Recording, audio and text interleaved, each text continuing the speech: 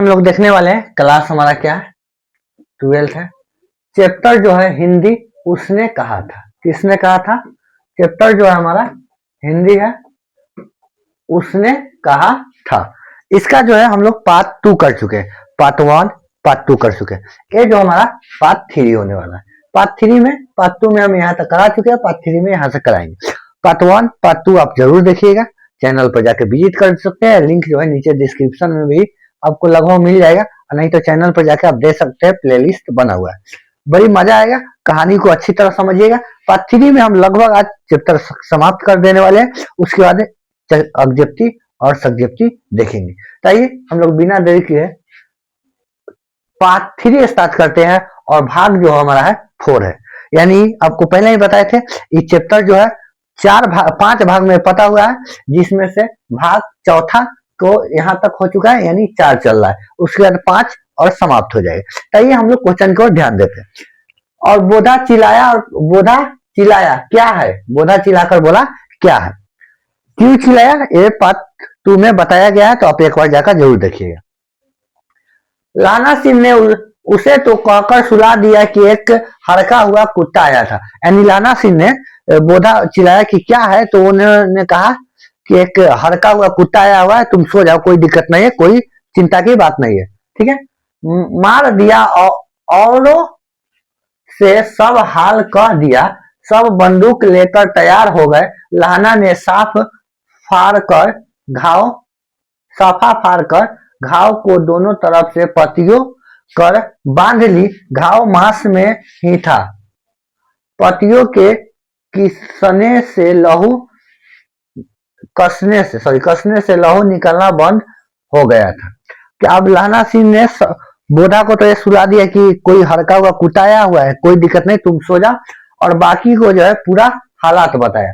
और सभी ने हथियार लेकर, बंदूक लेकर तैयार हो गए। लाना सिंह ने कपड़ा फाड़ कर क्या किया, अपने घाव पर जो है बांध लिए। और कस के बांधने के कारण क्या है, घाव मतलब गोली लगा हुआ था, खून तो बहना बंद हो गया। आगे देखिए। उतने में 70 जर्मन चिल्लाकर खाई में घुस पड़े। उतना ही में जो है 70 जर्मन जो है चिल्लाया और खाई में घुस गए। सिखों की बंदूक की बाढ़ ने पहले धावे को रोका। यानी सिखों के जो बंदूक थे, उन्होंने पहला जो धावा जर्मन किया उसको रोका। दूसरे को रोका, पर यहाँ था 8। लाना सिंह तक कर मार रहा था। वह खड़े थे और लेटे हुए थे, और वे 70 अपने मुर्दों भाइयों के शरीर पर चढ़कर जर्मन आगे घुस आते थे। थोड़े से मिनट में हुए। यानी लाना सिंह पहले फायरिंग, यानी पहले अथी को तो रोक दिया। ठीक है। पहले धावा को तो उन्होंने क्या किया, रोक दिया। दूसरा जो आक्रमण हुआ, उसमें ये लोग थे सिर्फ कितने, 8, लाना सिंह तक। लेकिन उसमें भी लाना सिंह का क्या था, घायल थे। और जो जर्मन थे वो अपने भाइयों के लाश, यानी जो भी उनके मारे गए थे, उनके देह पर लात धरते हुए वो लोग आगे बढ़ रहे थे। ठीक है। और थोड़े ही मिनट में हुए, अचानक आवाज आई, वाहे गुरु जी की फतेह, वाहे गुरु जी की खालसा। और धड़ाधड़ बंदूक के फायर जर्मन के पीठ पर पड़ने लगा। और जब दूसरा धावा बोला, तो उसी समय पीछे से आवाज आया, वाहे गुरु जी की फतेह, वाहे गुरु जी की खालसा। और जर्मन जो फौज थे उस पर क्या, पीछे से बंदूक से गोली चलने लगी। इन मौका पर जर्मन 2 चक्की के पत्तों के बीच आ गए। यानी इन मौका पर जर्मन क्या है, 2 चक्के के पत्ती का मतलब होता है आगे से लाना सिंह के साथ 8 आदमी थे, और पीछे से सूबेदार साहब लोग भी आ गए। यानी उधर पीछे से भी फायरिंग हो रही है और आगे से भी फायरिंग हो गई, और जर्मन जो है बीच में पड़ गए। पीछे से सूबेदार हजारा सिंह के जवान आग बरसाते, और सामने से लाना सिंह की साथी के संगनी चल रहे थे। पास आने पर पीछे वाले ने भी संगनी पिराना शुरू कर दिया। जैसे कि हम बताए थे, दोनों ओर से हमला हुआ। एक किलकारी और अकाल सिखा दी फौज आई, वाह गुरुजी दी फतेह, वाह गुरुजी दा खालसा, सत श्रीया काल पुरुष। और लड़ाई खत्म हो गई।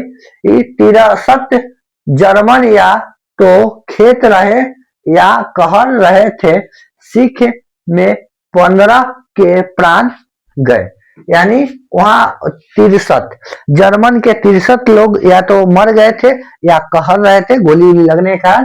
और जर्मन के जो है सॉरी सिख के जो है 15 के प्राण गए, यानी सिखों में से 15 लोग भी मारे गए थे। सूबेदार के दाहिने कंधे में से गोली आर पार निकल गई थी, यानी सूबेदार साहब थे उनके दाहिने कंधे से क्या है गोली आर पार निकल गए थे। लाना सिंह के पसली में एक गोली लगी, लाना सिंह के पसली में क्या है एक और गोली लगी। उसने घाव को खंडक की गोली मिट्टी से पूर लिया और बाकी का साफा कसकर कमर बंद के तरह लपेट लिया। किसी को खबर ना हुई कि लहना के दूसरी भरी घाव लगा है। यानी लहना सिंह ने जो खंडक के मिट्टी थे वो लगा लिए और कमर के कस के बांध लिए, जिससे दूसरों को पता न चले कि लहना सिंह की क्या है दूसरा भी घाव लगा हुआ है। लड़ाई के समय चांद निकल आया था, ऐसा चांद जिसके प्रकाश से संस्कृति कवियों का दिया हुआ 6 नाम सार्थक होता है। और हवा ऐसे चल रही थी जैसे कि भ्रन भट्ट में भाषा। यानी लड़ाई के बाद चांद निकल आया था, वो रात वाले चांद है, ऐसा चांद जिससे प्रकाश में संस्कृति कवियों को दिया हुआ 6 नाम जो है सार्थक हो जाता है। ठीक है। दंत विंदो प्रदेशचार्य कहलाती वज्रा सिंह कह रहा था कि कैसे मन भर फ्रांस की भूमि मेरी बेटों से चिपक रही थी। जब मैं दौड़ा सूबेदार के पीछे गया था तो सूबेदार लाना सिंह से सारा हाल सुना और कागजात पाकर उसकी तुरंत बुद्धि को सराह रहे थे और कह रहे थे कि तू न होता तो आज सब मारे जाते। यानी जो सूबेदार है ये कह रहे थे कि अगर आज तुम नहीं होता तो हम सब मारे जाते। तुम्हारे बुद्धि को सलाम है कि जो तुम एन वक्त पर इस तरह क्या है फैसला लिया। इस लड़ाई की आवाज 3 मील दाहिने की ओर खाई वाले ने सुन ली थी। यानी इस लड़ाई की आवाज जो है 3 मील दूर जो दाहिने खाई में थे, 3 मील दूर दाहिने में जो खाई था वहां तक भी चल गई थी। उन्होंने पीछे से टेलीफोन कर दिया था, वहां से झटाझट 2 डॉक्टर और 2 बीमार धोने वाली गाड़ियां चली आई। यानी वहां से 2 डॉक्टर और 2 जो है मरीज धोने वाला जिसे हम लोग एम्बुलेंस कहते हैं अभी, वो जो है 2 गाड़ी वहां से चले आए। जो कोई 1.5 घंटे के अंदर आ पहुंचा, यानी 1.5 घंटे के अंदर पहुंचा। फील्ड अस्पताल नजदीक था, सुबह होते होते वहां पहुंच जाए, इसीलिए मालूम पट्टी बांधकर एक गाड़ी में घायल लिटा गया और दूसरे में लाशों को रख दी गई। यानी 2 गाड़ी आया था, उसमें क्या किया, एक में जो है जितने घायल थे उसमें पट्टी उट्टी लगाकर उसको, और एक में घायलों को रख दिया गया और दूसरे में जो है जो लाश थे मरे हुए थे उसको रख दिया गया। ठीक है। सूबेदार ने लाना सिंह की जांग में पट्टी बंधवानी चाहिए, पर उसने यह कहकर टाल दिया कि थोड़ा घाव है, सवेरे देखा जाएगा। बोधा सिंह ज्वार से बढ़ रहा था, वह गाड़ी में लिटाया गया था। लाना को छोड़कर सूबेदार जाते नहीं। वह देख लाना ने कहा, तुम्हें बोधा की कसम है और सूबेदारनी है तीन सूबेदारनी की सौगंध है जो इस गाड़ी में न चल जाओ। और देखिए लाना सिंह को जो घाव लगा था उन्होंने छुपा दिए। लोग चाहते थे कि लाना सिंह भी क्या है जाकर अपना इलाज करा, ज्यादातर सूबेदार, क्योंकि बोधा जो था वो ज्वार से पीड़ित था तो उसे गाड़ी में रख दिया जाए और सूबेदार जो है लाना सिंह को छोड़कर जाना नहीं चाहते थे, लेकिन लाना सिंह ने उसे बोधा के कसम और क्या किए, सूबेदारनी के सौगंध देकर और गाड़ी में जबरदस्ती क्या किए, बैठा दिए। और बोला, सूबेदार बोला कि और तुम? तो लाना सिंह बोला, मेरे लिए वहां पहुंचकर गाड़ी भेज देना, और जर्मन मुर्दों के लिए भी तो गाड़ियां आती होगी, नहीं है? देखते नहीं मैं खड़ा हूं, बजरा सिंह मेरे पास है ही है, मेरा हाल बुरा नहीं है। यानी कह रहा है कि वहां पहुंचने के बाद क्या करना, तुम मेरे लिए गाड़ी भेज देना, हम आ जाएंगे, और जर्मन जो मुर्दे उसके लिए भी तो गाड़ी आएगा भाई, उसका भी तो दाह संस्कार करना पड़ेगा। हजारा से सूबेदार बोले, अच्छा पर चलिए, अच्छा है। बोधा गाड़ी पर लेट गया, भला आप भी चढ़ जाओ। कहा कि बोधा गाड़ी पर लेट गया, तुम भी चढ़ जाओ। सुनिए तो, सूबेदारनी होरा को चिट्ठी लिखो तो मेरा माथा टेकना भी लिख देना। कह रहा है सूबेदार को कि सुनो लाना सिंह, कि सूबेदारनी को अगर चिट्ठी लिखना ना, तो मेरा क्या है, माथा टेकना। माथा टेकना का मतलब मेरा भी नमस्ते प्रणाम जो भी हो वो लिख देना। और जब घर जाओ तो कह देना कि मुझसे जो उसने कहा था वह मैंने कर दिया। यहीं पे चैप्टर लिया गया था कि उसने कहा था। क्या लाना सिंह कह रहे थे कि अगर जब घरे जाना तो कह देना कि मुझसे जो कहा था उसने वह मैंने कर दिया। गाड़ी चल पड़ी थी, अब क्या कहा था पता नहीं, लेकिन जो उसने कहा था वो कर दिया। गाड़ी चल पड़ी। सूबेदार ने चढ़ते चढ़ते लाना का हाथ पकड़ कर कहा, तू मेरे और बोधे के प्राण बचाया है, लिखना कैसा? साथ ही घर चलो, अपनी सूबेदारनी को तू ही कह देना उसने क्या कहा था। यानी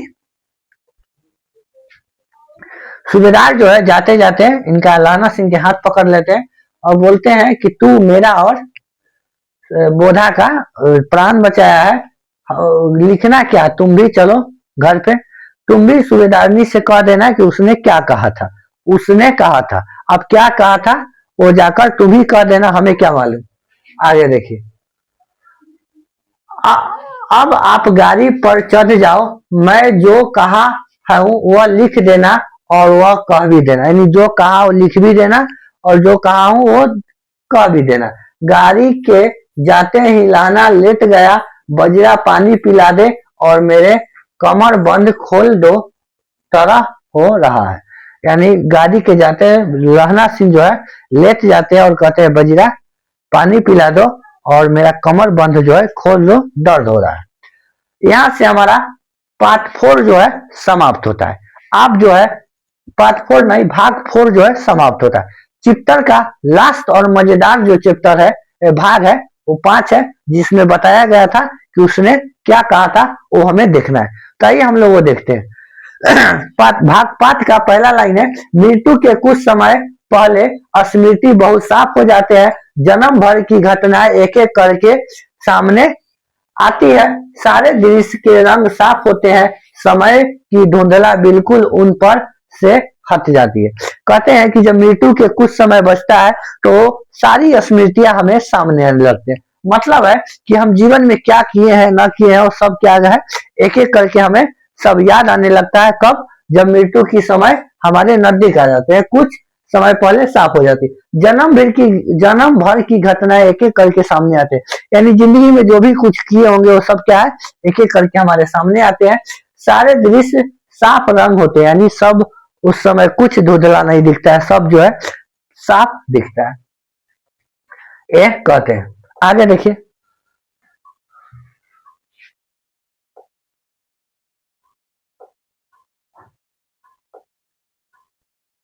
अच्छा एक पेज दो था।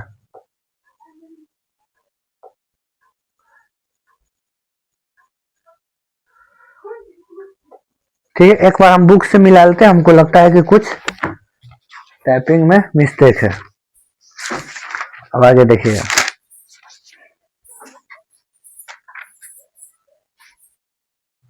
चलिए आगे है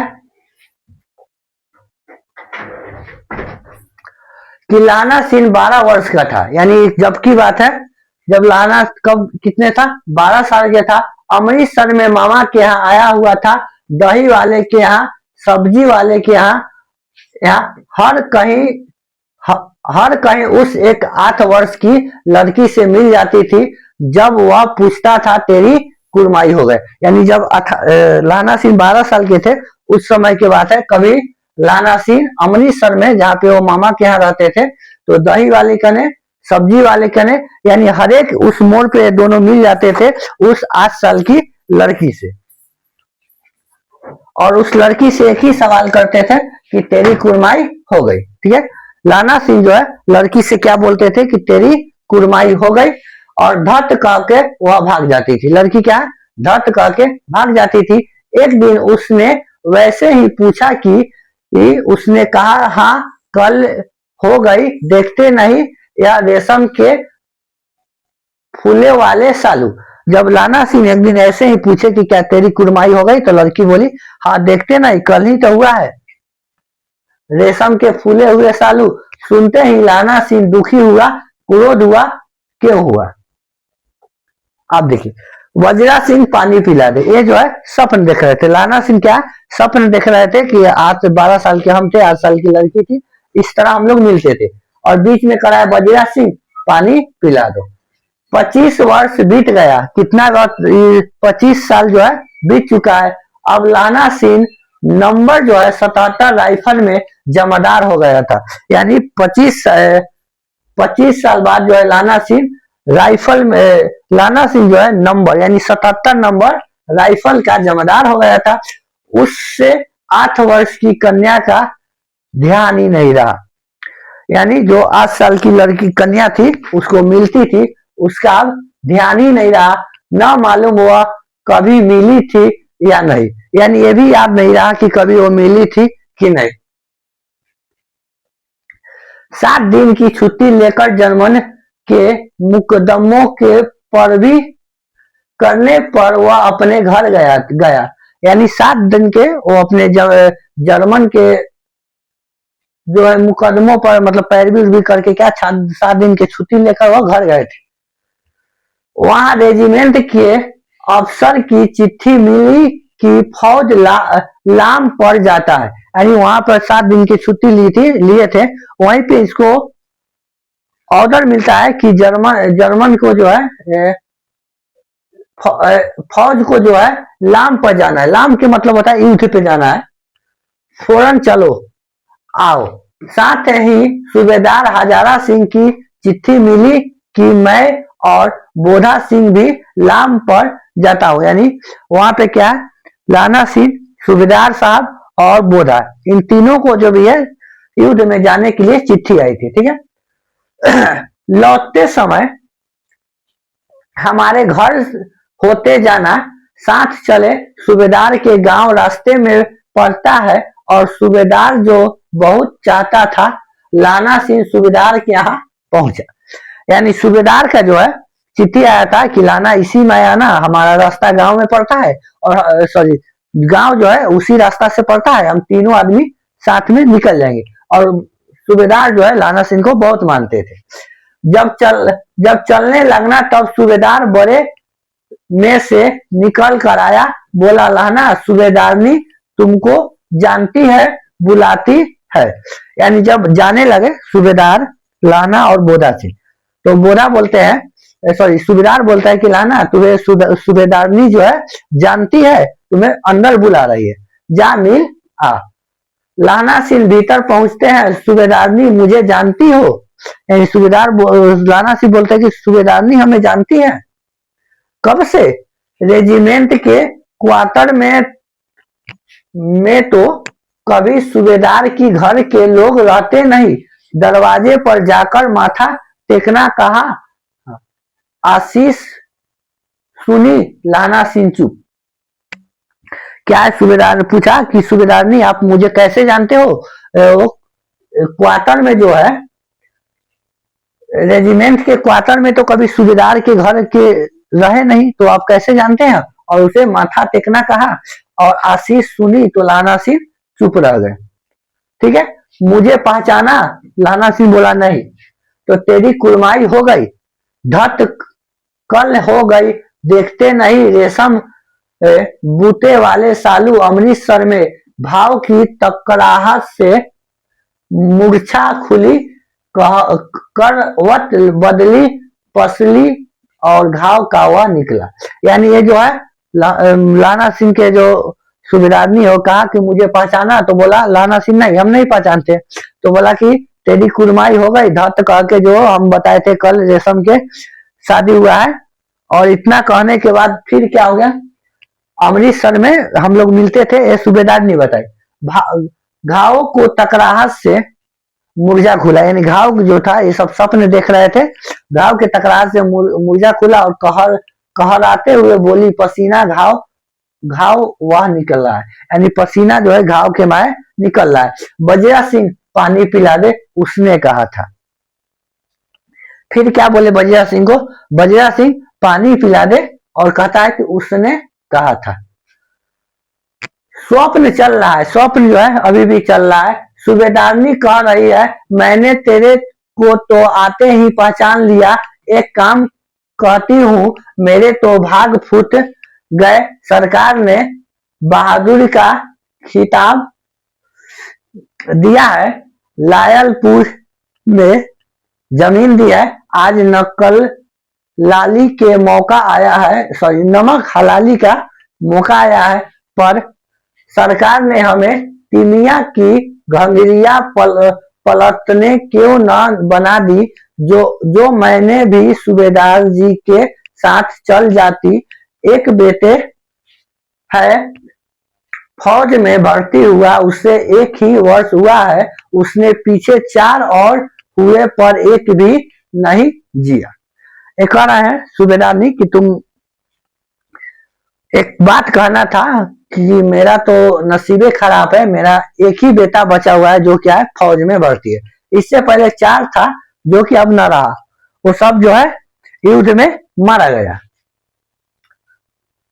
सूबेदारनी रोने लगी, अब दोनों जाते हैं मेरे भाग, तुम्हें याद है उस दिन तांगे वाले के घोड़े दही वाले की दुकान के पास बिगड़ गया था, तो तूने उस दिन मेरा प्राण बचाया। तुमको याद है जब अमृतसर में हम लोग घोड़ा बिगड़ गया था तांगा, तो उस समय तुमने मेरा प्राण बचाया था। सूबेदार नहीं कहते आप घोड़े के लात में चले गए थे, यानी आप जो है घोड़े के लात में चल गए थे और हमें वहां से और मुझे उठाकर दुकान की ओर टक्कर पर खड़े कर दिए थे, यानी हमें जो है खींचकर बाहर कर दिए थे। ऐसे ही इन दोनों को बचाना यह मेरी भिक्षा है, तुम्हें आगे मैं आंचल पसारती हूँ। यानी ये कहता है कि ऐसा ही क्या तुम इन दोनों को नहीं, सूबेदार को और बोधा सिंह को क्या है बचाना, ये हम जो है आपसे अनुरोध कर रहे हैं, ठीक है। आगे देखिए, रोती रोती सूबेदारनी ओबरी में चली गई, लाना भी आंसू पोंछता हुआ बाहर आया।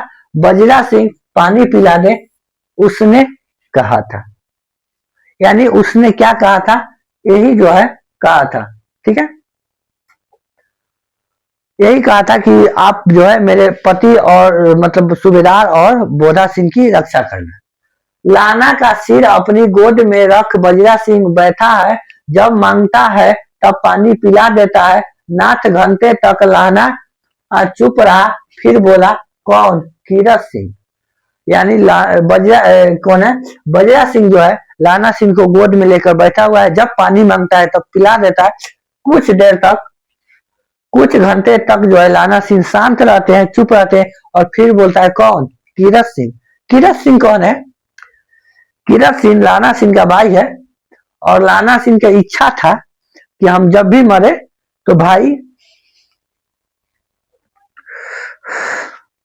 इमोशन हो गए, माफी चाहेंगे, जब भी मरे तो हम भाई कीरत सिंह के गोद में ही मरे। तो बजरा सिंह ने कुछ समझकर कहा हाँ। जब लाना सिंह पूछे कौन, भाई कीरत सिंह, तो बोला कि हाँ। कुछ देर सोचे और बोले हाँ। आइए अगला है, भैया मुझे और ऊंचा कर लो, भैया और अब क्या हो हमें थोड़ा ऊंचा कर लो, अपने पट्टी पर मेरा सिर रख लो, यानी अपने पट्टे पर जो है कन्हा पे मेरा सिर लो। बजरा सिंह वैसा ही किया, यानी जैसा राणा सिंह कहते हैं वैसा ही बजरा सिंह कहे। हाँ अब ठीक है, पानी पिला दो, बस अब के हार में यह आम खूब फलेगा।